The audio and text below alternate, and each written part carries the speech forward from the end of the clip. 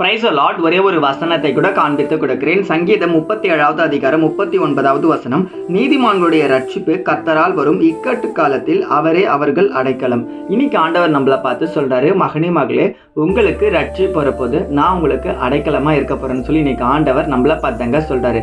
ரட்சிப்பு அப்படின்னா பாவமான காரியத்திலிருந்து இன்னைக்கு ஏசப்பா உங்களுக்கு விடுதலை தர போறாருங்க. இன்னைக்கு உங்க வாழ்க்கையில பாத்தீங்கன்னா நீங்க ஏதோ ஒரு பாவத்துல அடிமைத்தனமான ஒரு வாழ்க்கையை வாழ்ந்துகிட்டு இருக்கலாம். இந்த பாவம் என்னை விட்டு போகாதா, நான் ரொம்ப நாளா இந்த அடிமைத்தனமான வாழ்க்கையில தான் ஏசப்பா வாழ்ந்துகிட்டு இருக்கேன், எப்பதான் ஏசப்பா இதை என்னை விட்டு போகும்னு சொல்லி நீங்க வருத்தத்தோடு நீங்க ஜெபம் பண்ற பிள்ளையா, ஆண்டோட சமூகத்துல பாவ அறிக்கையோடு ஜெபிக்கிற பிள்ளையா இன்னைக்கு நீங்க மாறும்போது ஆண்டவர் சொல்றாரு, உன் பாவத்துக்கு விடுதலை இருக்குன்ட்டு.